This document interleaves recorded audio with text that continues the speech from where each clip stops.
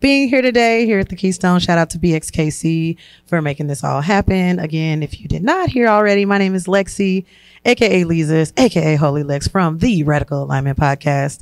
I have some wonderful panelists here. I'm actually going to allow them to introduce themselves just because I could really not do them justice. Luckily, we all have a long list of things that we like to do, and I think that you guys would do well by introducing yourselves. So I'm going to start with you first, Aisha.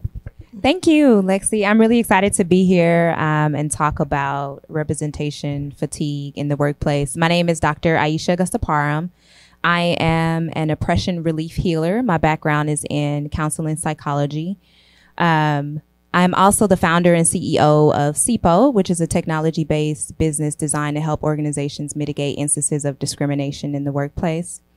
I also work individually with people who've experienced racial trauma.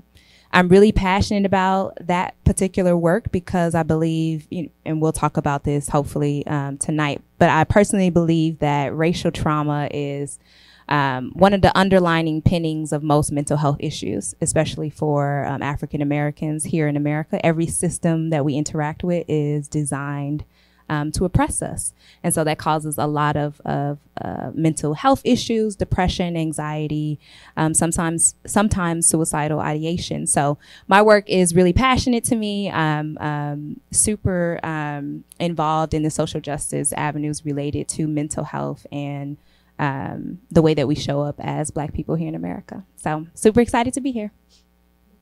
So my name is Abdul Yahaya. I'm best known for my background in video games. I'm a Kansas City native. About 9 years ago, I started a company by the name of Local Legends. It's a video game truck that we host casual competitive gaming events as well as birthday parties for a lot of kids. That's really what Kansas City knows me for, but that's where I got my start in entrepreneurship, which moved my professional title to serial entrepreneur.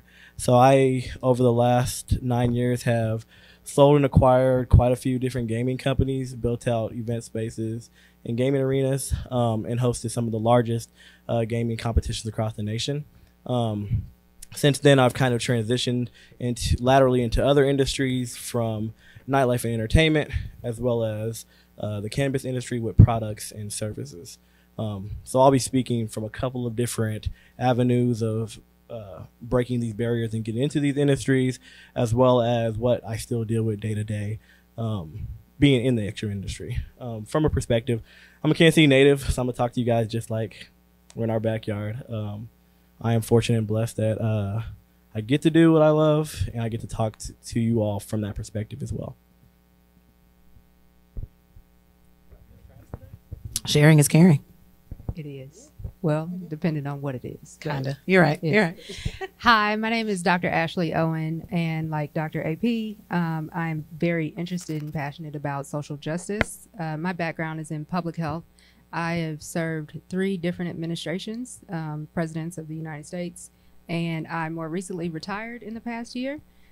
So now I get to pursue my entrepreneurship full-time and other passion projects, which are mostly centered around health and wellness in the Black community, but other communities of color as well. People tell me my expertise is maternal and child health, but it's hard when I've spent half of my career working with the military and the defense industry. When it comes to Kansas City, I'm originally from here. I moved back about a year ago from being in DC for a very long time. So it is very interesting to see how professionals function here in corporate America, in the startup space, in comparison to how it was back in DC.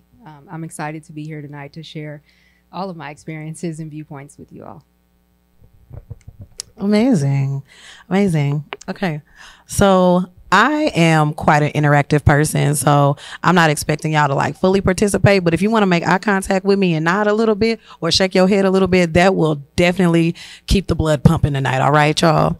So, is everybody pretty much familiar with what representation fatigue actually is? Like, not really? Okay. Okay, look, y'all gonna participate. Oh, yeah, I like that. I like nod and shake your head. That's all I need. Okay, cool. So I'll break it down for you just a little bit. So basically, what I would classify representation fatigue is basically being one, tokenization a little bit. So I'd say feeling the need to represent everybody within the diaspora, within your specific culture, in spaces of business and corporate spaces of work. Not always, it doesn't necessarily always have to be a corporate space, but I feel like the majority of us who have ever been in that space can definitely empathize with, well, there aren't many of me here, people who look like me here. So I feel like I'm going to have to overcompensate and speak for my entire race in this space. So a little bit of tokenization within that space, and feeling like you have to, I'd say minimize your actual feelings, or like suppress your actual feelings in the name of like keeping things neutral and peaceful at work. If that's making sense there before I go in too many circles. But I only have 3 questions tonight. I'm going to have you guys answer just in whatever order that you prefer. But I only have 3 questions tonight. We did have a focus group. I actually had the pleasure of meeting 2 of you guys. Me and Abdul, we've known each other for a while, but 2 of you guys, I have got a chance to meet you at a focus group where we did talk a lot about this. And so a lot of those questions are going to stem from that. So the first question I have is, have you ever felt limited or deprived of your individualism as a result of tokenization? Well, all right. The answer to Take your time, yeah. The answer to that question is absolutely. As I said, I've worked in a space with the military and defense, and just like many other spaces in corporate America, it's all white men and me. And in my last organization, there were 5 people of color. So I was walking down the hall one day and I saw a new black person, and I was so excited. I almost came out of my work self because I was like, hey, sis. And then I thought about where I was. So I'm used to sitting in a space with a whole bunch of people that do not look like me, that are decades older than me as well. And I have that feeling constantly in my career. Yeah, it's very much given that color purple, like type of, I see you from afar. I don't really see a whole lot of people like that look like me in this space. So, and also I feel like it's also hard to differentiate. Like, I feel like the easiest way for me to say that is like, are you black or like just regular black? You know what I'm saying? Are you skin folk or kin folk? And that's the biggest thing. So, you know, as we looked at each other and you lock eyes, kind of like Awkward Black Girl when Issa Rae did the thing about walking down the hall, but we locked eyes, and she looked at me longer and I looked at her longer, and we both had dreads, and I was like, oh, like the closer we got, I knew, like I felt an energy that she was there with me. So yeah, thanks for sharing that, Dr. Ashley. I think absolutely the answer is yes.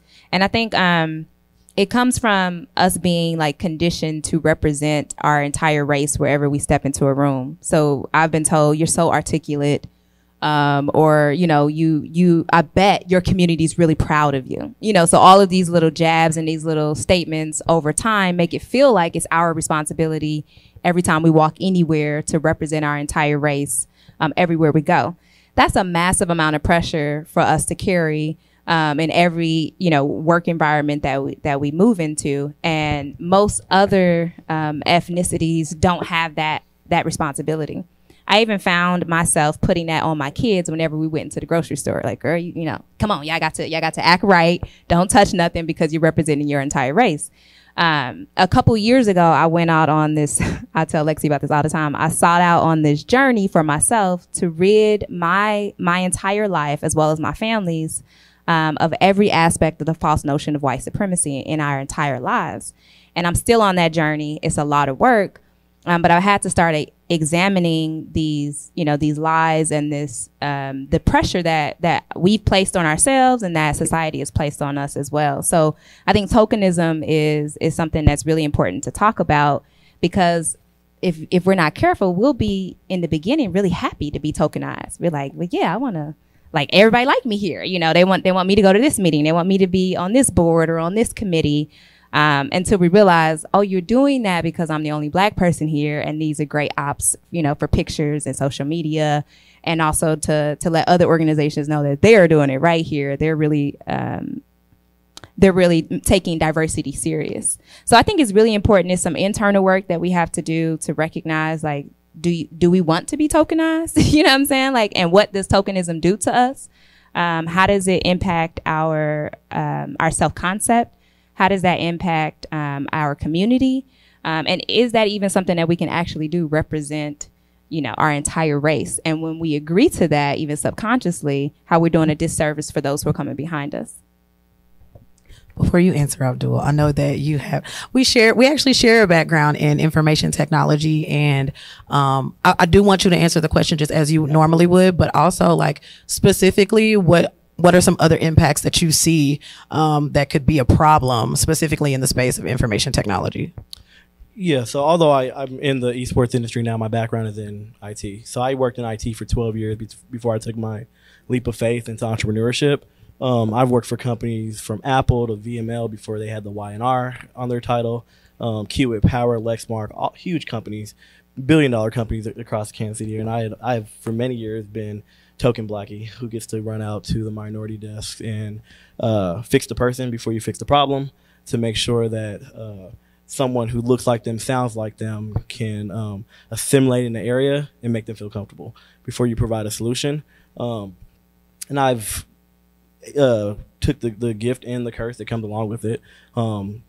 Being the Black person in the industry can get you into a lot of doors because they have a need for us to fill quotas, but you also become that ambassador of your race. And I'm very blackity black. So you can take it. I like that. Yeah. You take it with strides. If you give me a mic, I'm going to talk. And at every chance I get. So in the IT industry, it's been great. I've definitely had some times where I've had some one-on-ones with managers where they pulled up some scripts and they wanted my vernacular to be a little different when I'm addressing our people. And I'm like, I can only speak to people. I meet people where they're at, and I speak to them to their understanding. It may not seem acceptable to you because you don't understand it. And if you did understand it, I wouldn't be in this place, which is the reality. It can be soul-sucking. I'm a child of immigrants. I have been blessed enough to create 3 Black kids with a beautiful Black woman, and I have a Black mother. So, like, changing who I am is very hard. I don't really know anything else. The only time I was in a space where I had to be different was when I went to college. I came out of Hickman Middle School District, Ruskin, class of 06, and I did my undergrad at K-State, which is a complete flip. But I ended up joining the Black fraternity, so it was right back to what I knew. Your hand naturally did that. I just like naturally. All right, guys. No, it's great. It's great. Yeah. It just a blackity black time. Yeah. 15 years later, it just happens. But yeah, it's a gift and a curse. But even into the gaming industry, there are only about 5 highly successful minorities in the esports industry. We all know each other. Some of us are brothers, and some of us are brothers. So we always find each other at every event. The events are colossal. We mean tens of thousands of people filling arenas. We still always find each other, or the people will make sure that we find each other. The esports industry, the industry that was created for white and Asian men to be successful. And they created a barrier of entry based off of the price of technology that kept minorities out for many, many years. But the reality is the minority dollar is exceptionally valuable. So now that they're trying to bring that barrier down, and they're reaching back out to us, Black and brown, Afro-Latino individuals in the industry, to use us as tokens to reel us in and get us to not actually think that we're just being used for our dollar, which we are. So I get that same privilege of being the same blackity black person in these spaces, and I just talk my stuff while this is a safe space. Okay, great. I just talk my stuff while we're at it, and it makes us feel comfortable. There are individuals in this room that come from my industry too that I have those exact same relationships with based off of where we come from. Yeah, I wanted to speak to that. You just made a really good point as far as the black dollar specifically is concerned. I feel like we're really counted out in a lot of places, but I think where the culture is changing, or our methodology for fitting in and existing in these spaces is changing because of that specific reason. For example, through the podcast, we have a wellness club, and we want to create opportunities for Black people, specifically Black women, to take up different spaces within like just health and wellness, like just trying new things. Like, so yoga, we have a spin class that we've done a couple of times at a predominantly white spin studio. After our first event, I want to say we sold out within 3 days of that event. It was a safe space where we could listen to music that we're used to. We're spinning on beat, like, you know, they're all of the places. These are things that matter. Like that, I feel like at Mojo, like that's their saying, like we ride to the beat. Like we're here to do it on beat. And you don't get to, but I know a lot of women specifically who like enter those spaces. They're not really feeling okay not being that great at something at first. So like creating the safe space to where we can exist and just try some new things without feeling like we have to be the best in the room. But also after the event was a success and whatnot, I think like a light bulb went on to that specific studio saying like, oh, we didn't know y'all like this. You know, we didn't know y'all like this. So I feel like I'd use that as an example to say that, do you feel like the culture is changing? I know that this ain't the question I share with y'all, but like, this is like a little backup question. Do you think the culture is changing specifically only because they see a need to profit off of Black bodies? Only because, I would say I feel like most Black millennials, my tagline for my podcast is awkward adulting for the modern millennial. So I'm speaking from that perspective. But for most Black millennials, I feel like, you know, it was go to college, get a job, put your head down, blend in, don't rock the boat, don't tell people how you really feel, suppress parts of yourself and parts of the things that you go through on a day-to-day basis in order to maintain or survive your work environment. So could any of you guys speak to that specific culture change as to where now literally diversity and equity and inclusion departments are being created with a purpose at a lot of companies, despite the government trying to reel those things in. We don't have time for that, but despite the government trying to reel those things in, have you found challenges adjusting from the survival mode of I need to keep my job, I have to keep the majority happy, versus now should I feel comfortable speaking up, or how do you guys navigate that? Take your time. I love that question. I think I remember when Juneteenth first got passed as a federal holiday, there were so many companies jumping on board to start advertising. You remember all those ice cream? Oh my God. It was like, it was so interesting and annoying, like all at the same time. And I think in grad school, I took a Malcolm X class, and it talked about the duality between capitalism and racism. And like that always needs to be brought up in these conversations that we're having, because as you said, like now we're being utilized for our dollar, right? So that's another form of usage, and it's still a lack of valuing the personhood of our people. I mean, so that's something to think about as well. But, you know, some would say it's progress because we're getting, you know, now we're moving into the advertising and marketing place in a way that we haven't been able to. So there's some progression, some forward progression there, but at what cost? If we remember, the Juneteenth holiday came as a result of the public outcry because of the death and the killing of George Floyd, right? So we have to like really think about like what is being placated in front of us, what is being fed to us as a way of silencing our outcries. So it's a lot of stuff to really think about. It's a lot of stuff to digest. Is inclusivity like really is the direction of inclusivity moving towards true progress, or is it just moving towards, increasing the numbers or meeting the quotas? And that's something that we're gonna have to, really address and really think about. To your second point about representation fatigue, I think that's a really big deal. And I provide the advice that I took myself. I told my job because I was the first Black consultant hired at this one firm.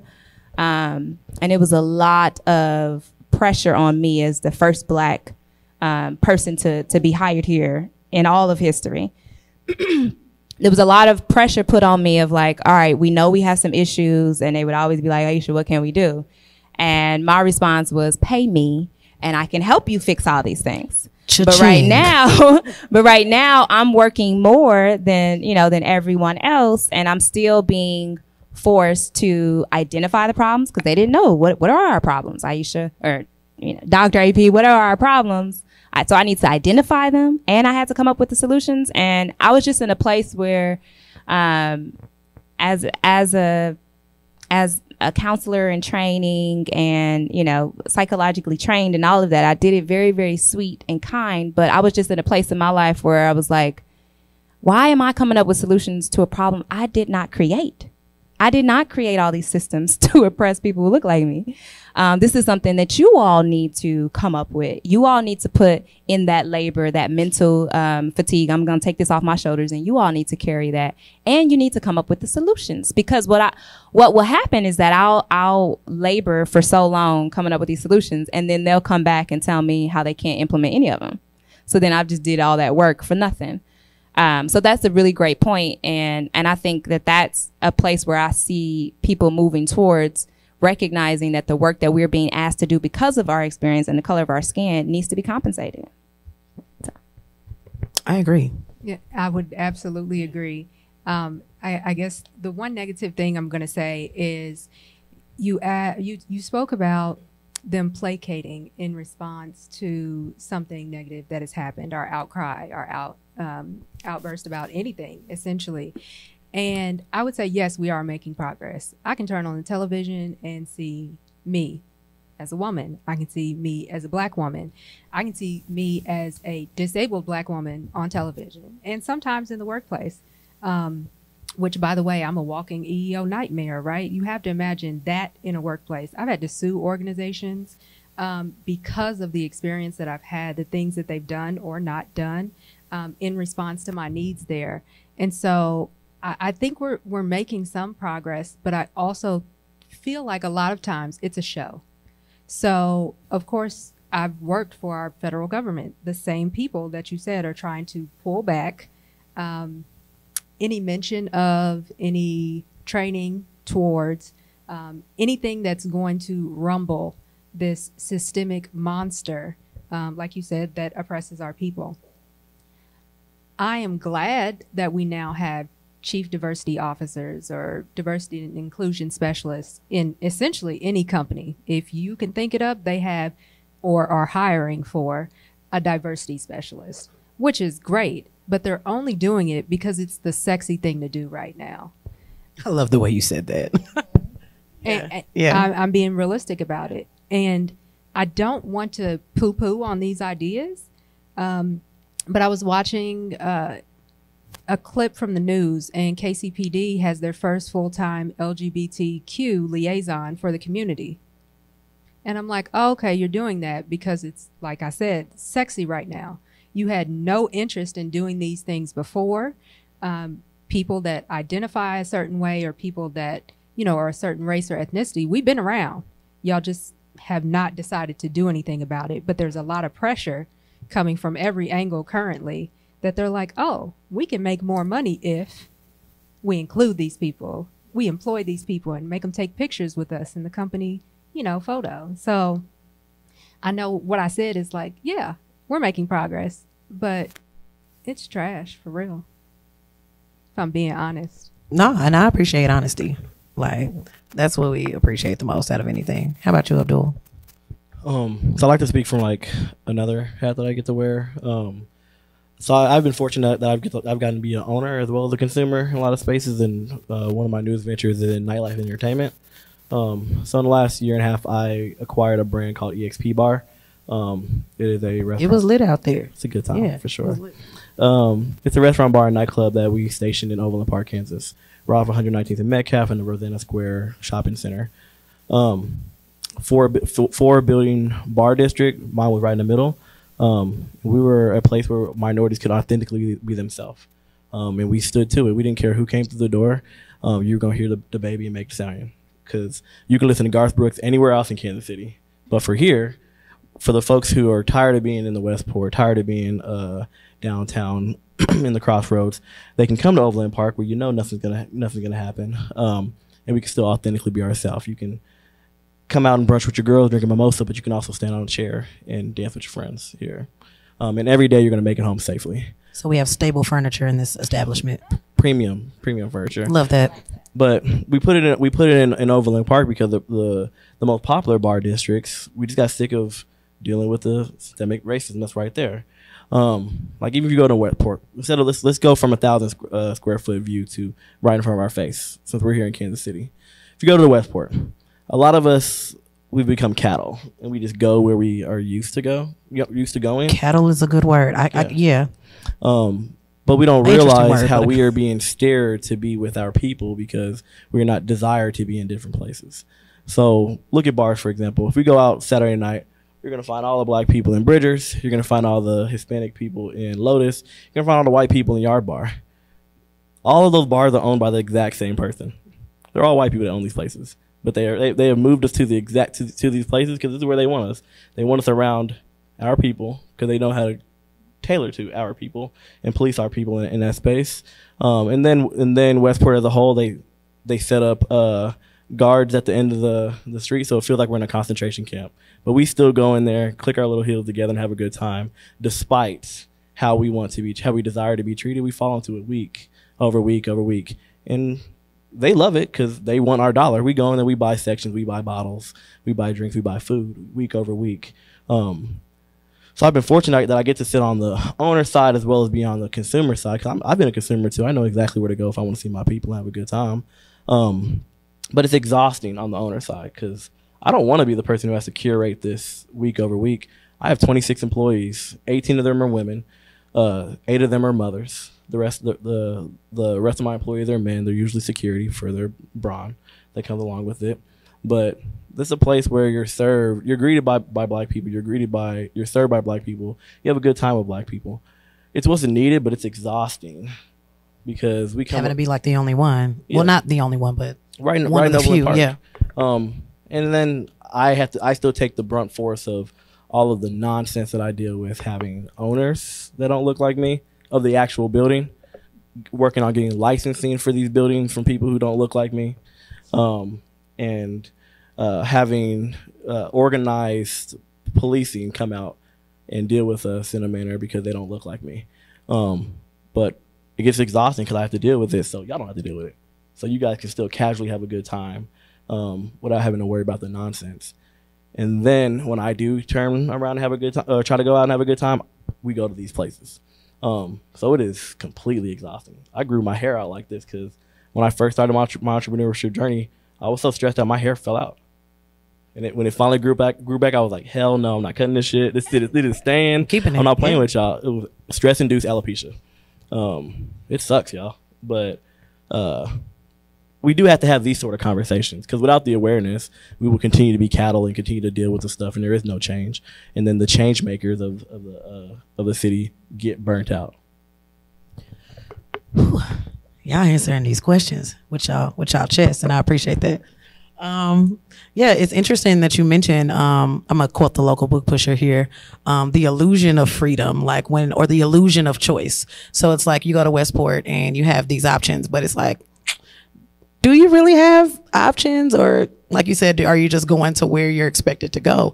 And I say it all the time that black people are not a monolith.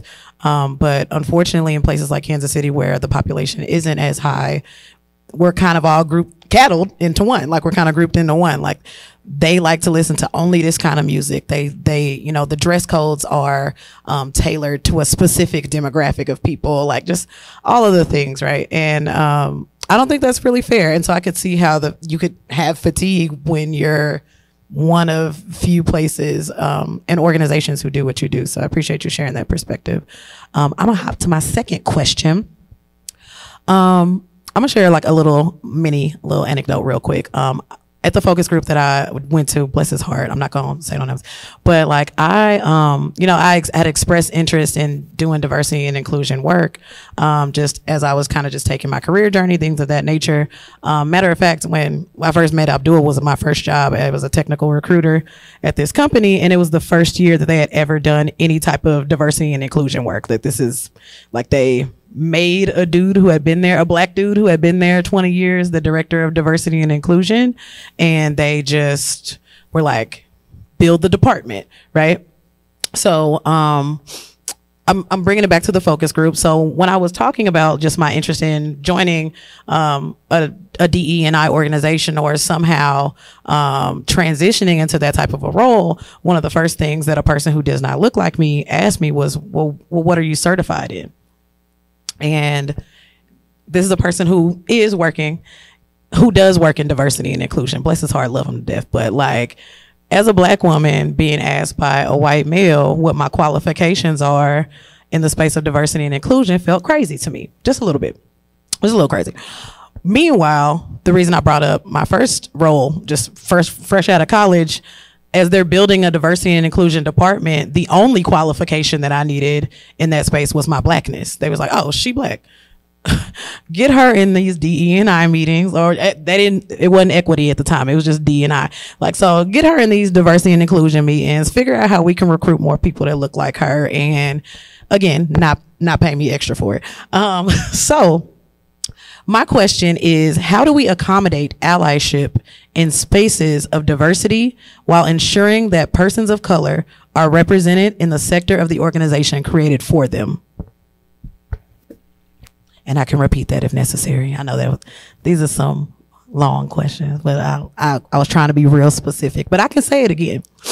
I love that question. No, you got it. Yeah, run it. I'll speak from my experience. I think allyship is incredibly important, and I think it's really important to kind of identify what is the goal of the DE&I committee or initiative that you're working at.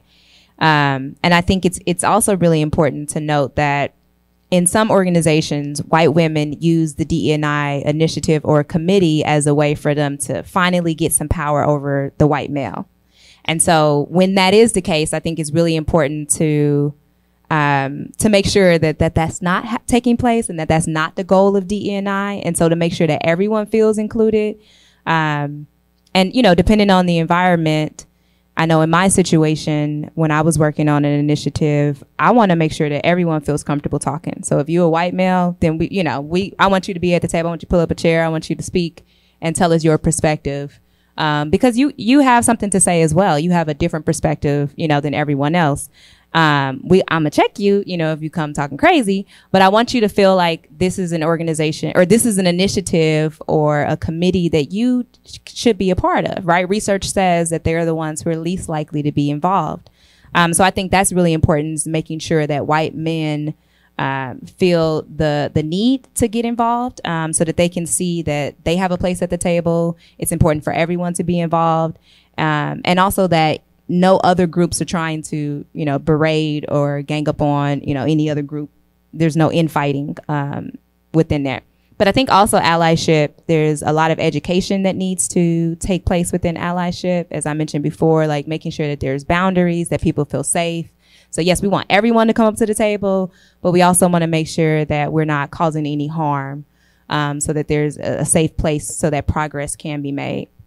So I think that's really important. But allyship, like 100%, we don't do this work with, alone. This should be led, in my opinion, primarily by non-African American people, by the groups of people that have not been historically underrepresented. I think they need to take up the work, and take up that burden, more so than those who have been historically underrepresented. Because while we're at the table trying to do that work as a Black woman, I'm also dealing with the day-to-day microaggressions. When I was starting my company, SIPO, I was doing some research, and it blew my mind because Black people on average experience 5 instances of discrimination every single day, y'all. So if I go to work and the DE&I initiative meeting is at 12, I might have had 3 already. So then I'm coming into this meeting and now carrying all this weight, even though I've just had these experiences. Someone's just said something about my hair. You know, I was pulled over on my way to work by the police officer, whatever the cases were, whatever those 5 acts are, halfway throughout my day, I experienced half of them. So I need to lean on the allies within that an initiative to carry some of that. I myself am still getting attacked at this moment. So I think that that's really important and should be stressed, the importance of having individuals who don't look like me and who carry some type of privilege to come alongside as we do this work together. Do you need me to? Oh, no, it's fine. I'll start by saying I think allyship is important. What you described, Dr. AP, is one of those things where when I look at allies, I am disappointed because nobody heard me say whatever it is my statement was. But an ally comes along, and let's just say it's a white woman, and she's like, well, this is important. And now everybody's on board. And I'm like, oh, so my voice literally means nothing here. But as soon as my colleague says it, it's the bee's knees. Y'all need to hear that sigh. So I do value allyship. I am also disappointed in the way that people choose to embody being an ally, because it's not for you necessarily to elevate what I've said or what I've done. I need y'all to acknowledge that anyway. What I need the allies to do, and us as well, but what I need the allies to do is that internal work where you realize there is value to whomever is different from you, whether that's a gender identity, race, ethnicity, neurodiversity, whatever it is. I need them to understand within themselves what their bias is and what value is being held in all of their colleagues. I think one of, that kind of work is what really moves organizations. And when people don't invest in that internal work, I don't care if you want to call yourself an ally or not. You're not doing anything for me. You're not making my life easier, and you're not changing the system at all. So sorry if that was kind of like no, a rant, that was great. but That was great. Yeah, that's how I feel about allyship. Very important, but it's the method in which it's approached. I feel like we're like ghostwriting allyship. Having like a ghostwriter for the allyship in that way. Like because I experienced that with the last company that I just recently left. I was like, wow, no one cares what I have to say until it's someone else's idea who does not look like me, and that is so true. That happened to me. How does one navigate that? Because it's like, if the seed was planted in someone else, okay, great. That will somehow induce the progress, but I still don't get any, I guess, recognition for inciting said progress. I'm glad you said that. I'm sorry, but the way that you address that is that you call it out 100%. Like I'm realizing I'm just saying your shirt is green if it's green. Like that's just what we doing. We in that space. That's what we doing right now. And so the same thing happened to me. I'm like, every time I say something, everybody quiet.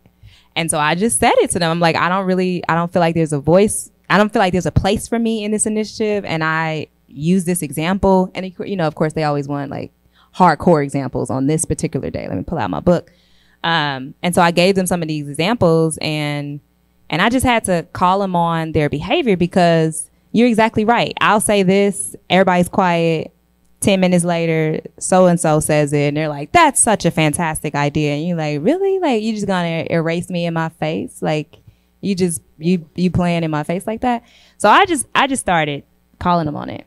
And I think that's the way to go about it. And I think, I had to look to my white sisters, and I just started taking cues. Like, I'm like, let me see how they bring up stuff. Okay, they get all quiet, they get all soft spoken, and I had to like use that as a tool. Is like code switching. I'm like, let me use that technique, because when I come with my strength, it's aggressive or it's a threat. So let me use this tool that I've seen them use, and then I'll say this very, very hard thing in a very soft way, and it gets the job done.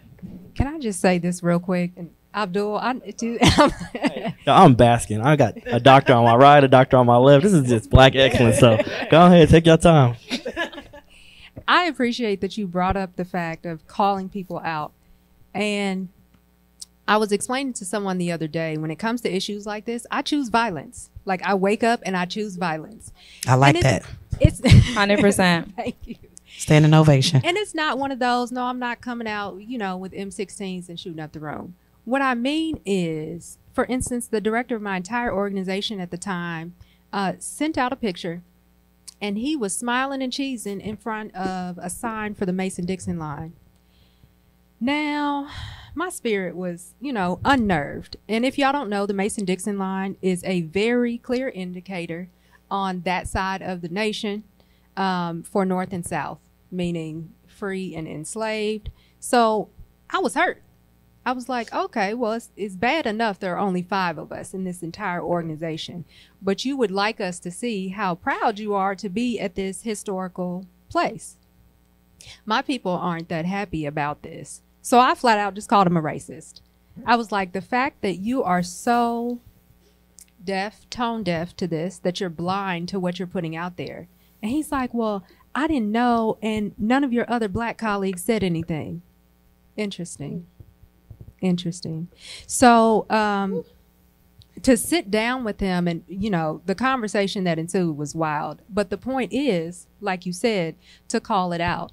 And come to find out, there were plenty of people that were uncomfortable. It was not just the black people. It was not just women. It was not just white people. Or, you know, we have one person that identifies as Hispanic there. So it wasn't just a one. There were several people that felt that this was inappropriate. But if I had not said anything, they too would have just sat in their offices and been like, oh, well, this is inappropriate. He no longer works there, just so y'all know. Choose violence. That's all I'm saying. Choose it. A little violence makes things happen, in my opinion. Did you have anything, Abdul? Or no pressure, because that was also still a good segue until kind of my final question. But you look like you got something to say. What's on your mind, brother? Yeah, from an esports industry, there are no allies that aren't rooted in trauma. So I said again, like, in the esports industry, there are no allies that are not rooted in trauma. Esports industry is owned by white men and Asian men. Everyone else is by themselves. The only pseudo-created allies are going to be minorities in the LGBTQ community, 2 communities that are pushed in, that are subclasses and pushed off and are only utilized when their wallet is out. We're only valued when our wallet is out. So, like, again, look into the camera. We are only valued when our wallet is out. And for me, I gracefully took a step out of the esports industry in the perfect timing, and it went into entertainment because I started to see all of the tycoons build their empire and then watch their foundation burn out below them. Every esports company in the nation that is not supported by a software or platform is crashing and burning because they built up an industry that they put a barrier that was a $2,000+ PC to qualify yourself as this is a professional setup, and say, hey, this is what you need to have it. And they did this to keep black and brown people out, because if you look around, what's hooked up to your TV at home is a $250 to $500 PlayStation, Xbox, Nintendo Switch. I am a 35-year-old man, and I did not own my first competition grade PC until I was 28. I'm college educated. I've had plenty of jobs. I made a really nice, healthy amount of money in my time. And I couldn't afford it to now. My kids ain't got them. And I have access to all these publishers. I'm like, no, we're not, I'm not going to spend my money on that. But now all these companies have built their empire so high, that they're still wanting the minority dollar, and we weren't equipped with the tools. Esports is like golf and tennis. You can't be good at golf and tennis if you can't afford to play golf and tennis. So if you don't have the tools, you're never going to be great at it. So there are no allies. You'll get online, you'll see a charity stream that the benefactors are women in esports, or one of the not-for-profit 501c3 or C4 organizations, or a LGBTQ plus community.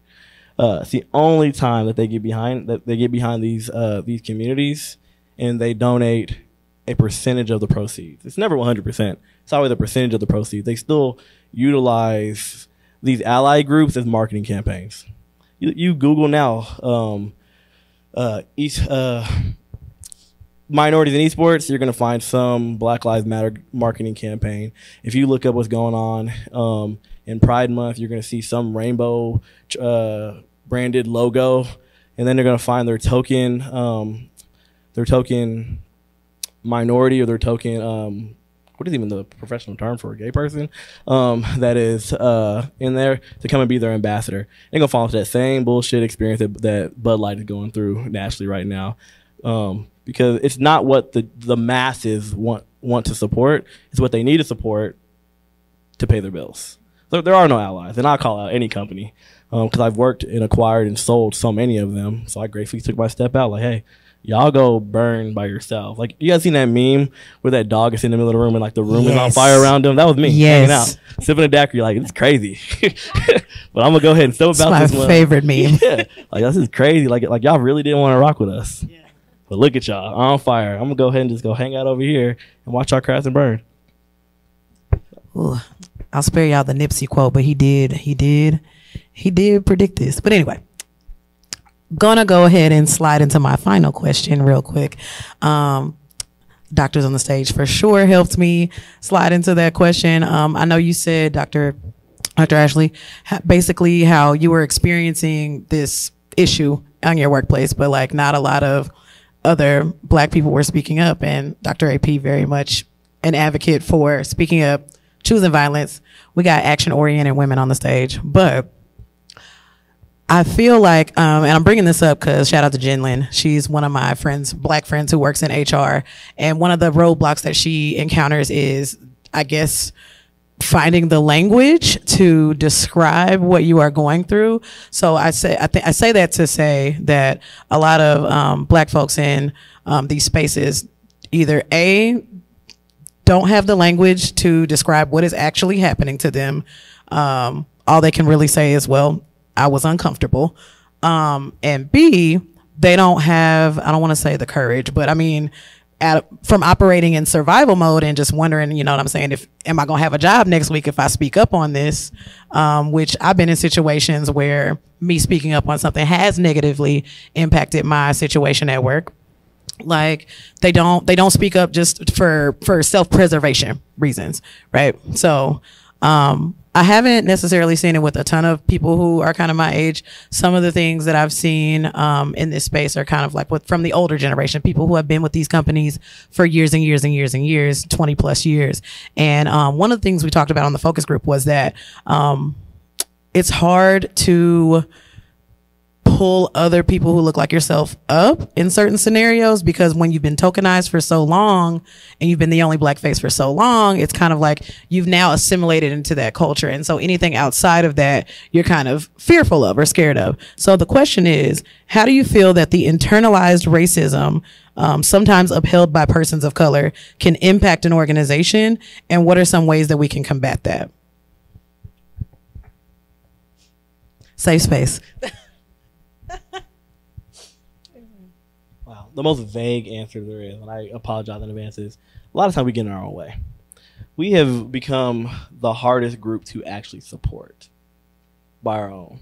What do you mean? So we are a group of individuals. We are the most talented, most brightest, most skilled, most creative individuals God ever created. And we put ourselves in these places to where there are a very clear line of requirements for being supported, and we just walk in the other direction. So it does for the individuals who are the torch carriers internally inside of an actual company that actually want to support us and be there for us, that comes from a place of love. Oftentimes we make it very difficult for us to be chosen as the individual to support.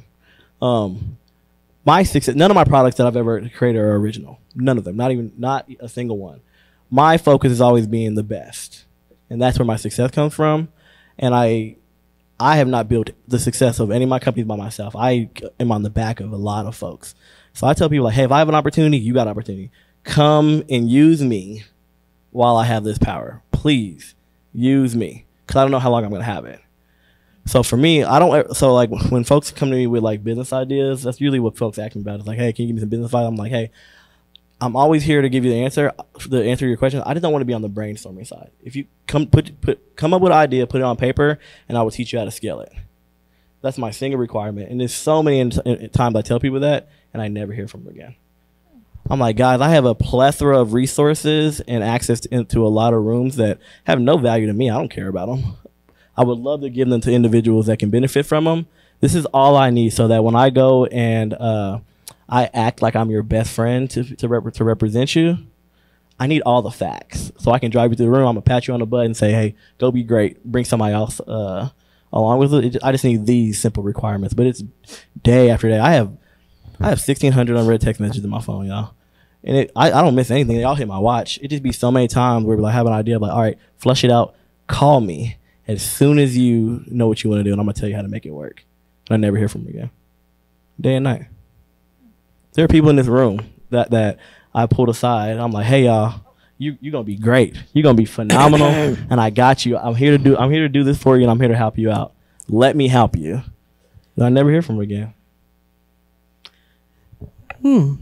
That was a not so subtle flex, by the way. 1,600 unread text messages. It's stressful, y'all. Listen. There's two types of people, y'all. And no, go for it, please. I'm thinking about how I was going to answer the question, but now I want to continue this line of thinking. So there are a couple different kinds of people when it comes to business or just success in whatever industry you're in. And some of them want to get things done. And others don't even want to show up for themselves. So I'll say right now, I'm clearly very blessed, had lots of opportunities and privilege to get to where I'm at. Two of my three sisters are in the room, extremely experienced and educated. I get where we're sitting.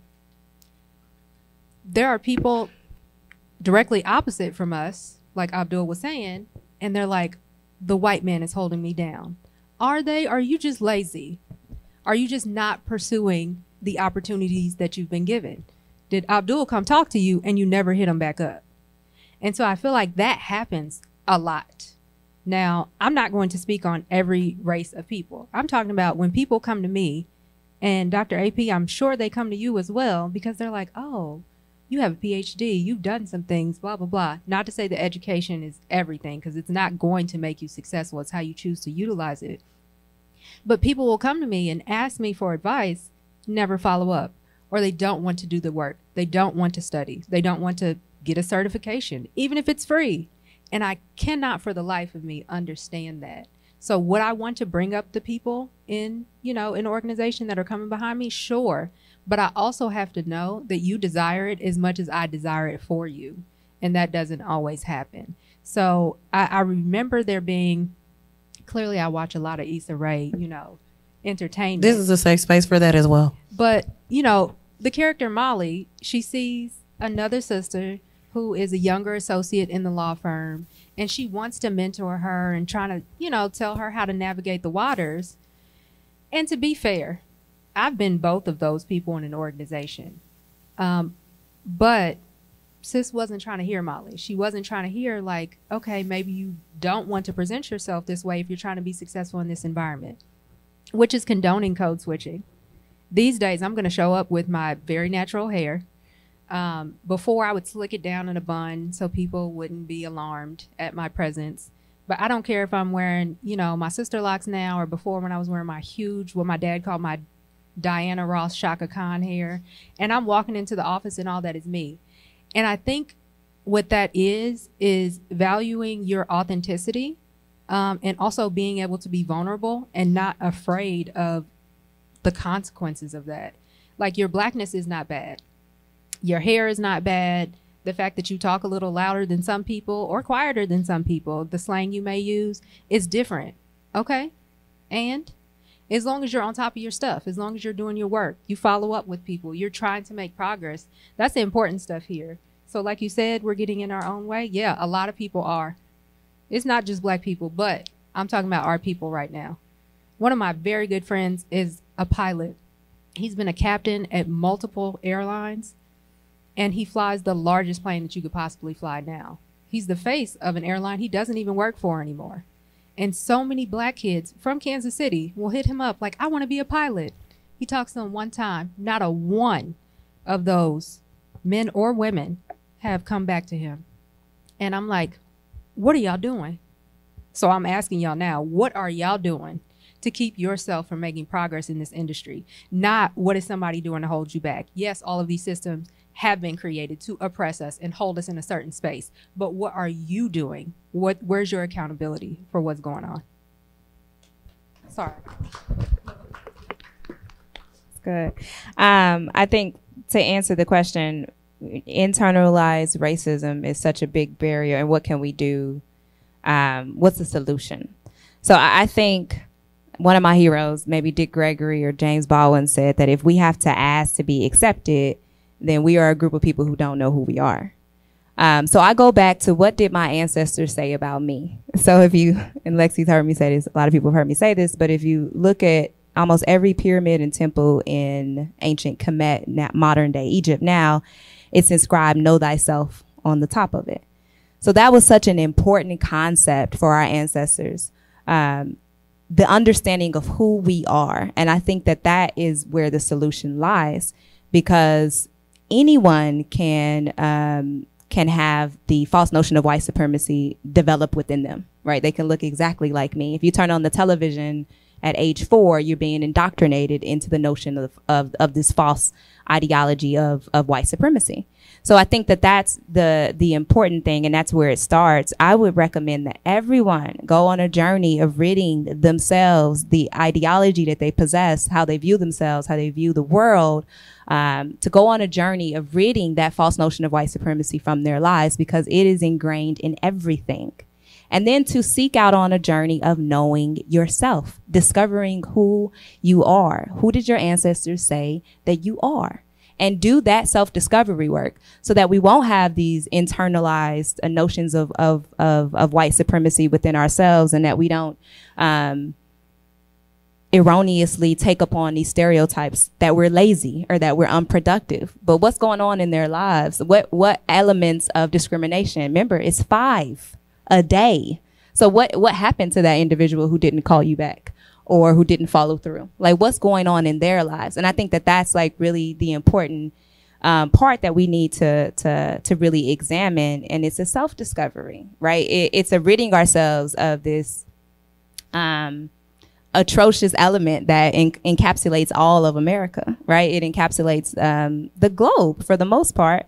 But how can we identify that within ourselves, rid ourselves from it, and then go on a journey of figuring out who we are?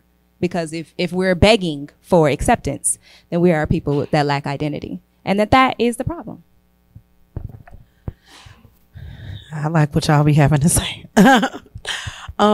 Maybe to wrap up here, because that was my final question, but I think a lot of what you guys kind of are addressing just from that last question is, to me, it sounds like fear. Fear of oneself, fear of achieving a certain status, fear of actually having to like go through the process. I feel like there's a lot of people who feel like they don't deserve to be in high places, so they kind of talk themselves out of it. Not saying that it's okay, because it still is complacency at the end of the day, but I feel like that self-sabotaging like thing, that voice in your head that's telling you like, I don't know if I could do this. Like, I don't know if this is for me. Comes with, for one, like you said, knowing yourself. I feel like a lot of people are developing their identity kind of a little bit later in life these days, just because of the socialization of survival, literally just that. So I do think a lot of that is fear. Fear of success, fear of knowing who you are, knowing what your path is. A lot of herd mentality of like, oh, I can't really stand out. I hate to quote SZA in this moment, but she said it best. Like, the only thing holding you back is like, your fear of looking stupid. And I feel like that speaks to a lot, just being as an outcast, kind of growing up and kind of like being on the outside looking in, or even when I was inside, just not really even like knowing what was happening. Like, I had to get over that fear of standing out and getting over that fear of like, ooh, see, that don't make sense to me. I know that a lot of y'all are doing this, but that don't make sense to me. Or like, I know that a lot of people are going this way or going to this school or doing that, doing this and doing that, but that doesn't resonate with me, which goes back to my saying that Black people are not a monolith. Like, just because groupthink happens in places, like in my opinion, Kansas City, like groupthink is very strong, very, very strong here. If you are a person who aspires to do anything outside of the norm, you will get persecuted from left and right, from your own people, from people outside of your people, all of the above, right? So I think what we could do to combat some of that is things that we're doing right now, like having these conversations, creating the spaces for people to come together and provide those resources and make the resources look realistic in that way, if that makes sense. You know what I'm saying? Like, I think when you see people doing things like that are great, and you don't resonate with them, like you don't see yourself doing these things, you don't identify with these people, I think it's like a self-esteem issue. You know what I'm saying? You kind of like internalize that you are not capable of doing these things too. It's that same concept of only one person, especially in Kansas City, only one person can do this. Nobody else can do this. If only one person can have a bookstore, only one person can sell flowers, only one person can be a photographer, only one person can have all of the, only one person can be successful at this. And should I decide to take this on, I fear that the people who are in this space will not make space for me to succeed as well. So I do think that could be a part of it as well, just with that fear of following through. But I just wanted to say that in the space of conversation for what you guys were saying. But in the name of wrapping things up semi on time, I want to say thank you guys for coming out here today. Shout out to the Keystone Collab. Shout out to BXKC. Shout out to Craig, who just got back from Greece. Hope he bought me some gyros. All of the things. Thank you for our panelists for showing up here authentically yourselves and from speaking from a beautiful place and really providing some perspective on some of these things. And yeah, that is a wrap.